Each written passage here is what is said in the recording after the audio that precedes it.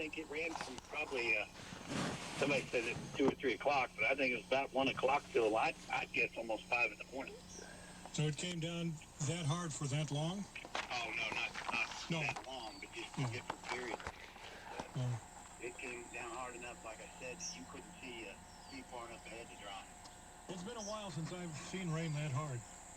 Yeah, it's quite a night, and I'll tell you. Everybody on the radio talking about how hard it rained last night.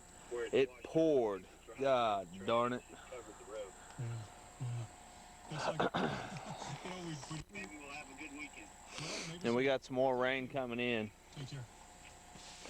Off in the distance, you can see how it's getting darker. Okay.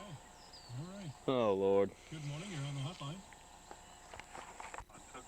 Oh, always looking for trouble, aren't you? I got spotlighted last night over there. I don't know if you can see, but way across the way there's a little creek that comes in,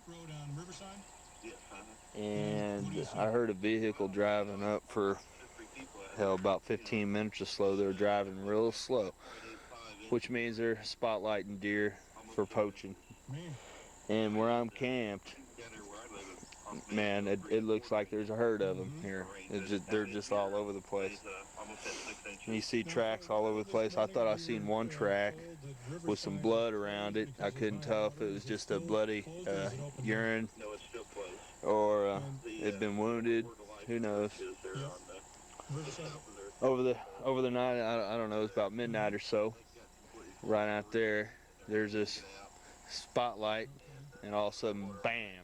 It spotlights me right where I'm at, and then it shut right off. Once they seen who I was, they just turned it right off. So, hard telling what was going on, but I suspect poachers. Couldn't carry that much water. Couldn't carry it out. We're out in the middle of nowhere. Because what is that river, the 102? I imagine I might come across them once I paddle on up a little bit. They're probably still there. Empties into there, you know, it couldn't. Man, the craziest thing just happened. This carp, here I am, it's about, I don't know, 7 o'clock in the evening, afternoon, whatever. And I'm just paddling along this, where the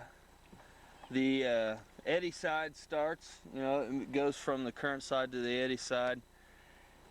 And this carp jumps straight over my canoe, hits me in the chest, shits on my leg, and flies back on the other side of my boat. It's I had never seen nothing like it. Right there is carp shit. He shit on me as he went across me. It's the craziest thing. I can't believe it. Oh man.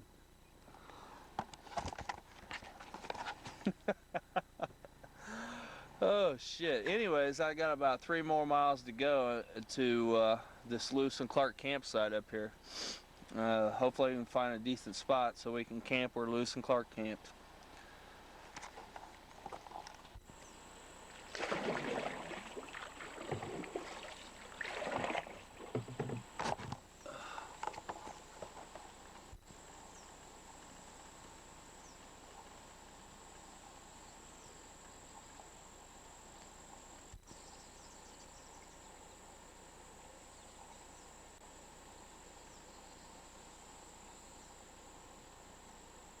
Where's he at?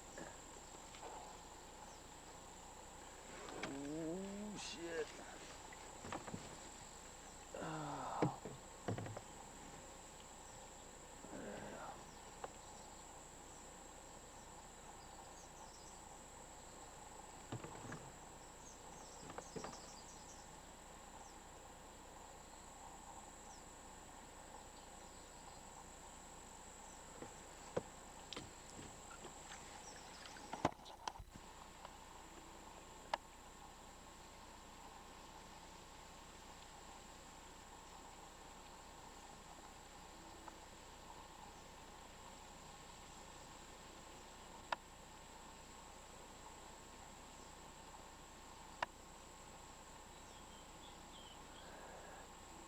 Yeah. See the camp? We're at mile marker, exactly mile marker 515. And we are very close to the July 13th campsite of Lewis and Clark and their expedition over 200 years ago. It'd be 200 years and 3 days. I think today's the 16th. I'm not sure. I'm about 3 days or so behind. Just where I like to be. But we are right exactly at mile marker 515. The sun is setting.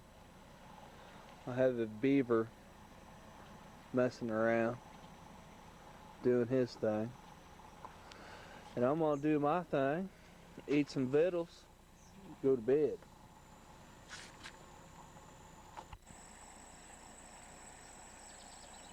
See that little mouse? Come on, you little bugger, come on out of there. I think he's moving his home.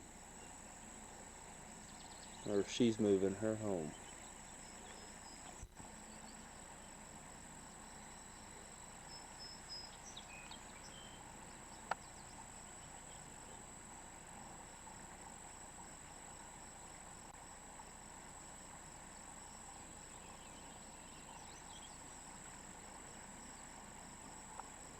Dang, girl, you fast.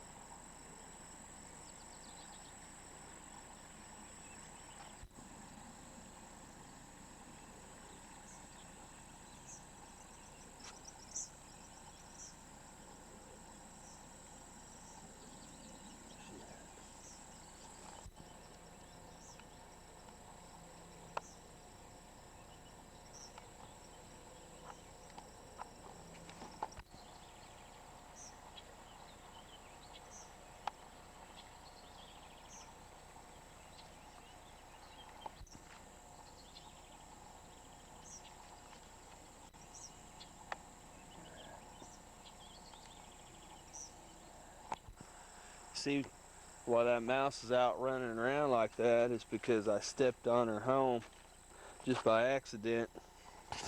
You can see my footprint where I just went doink like that.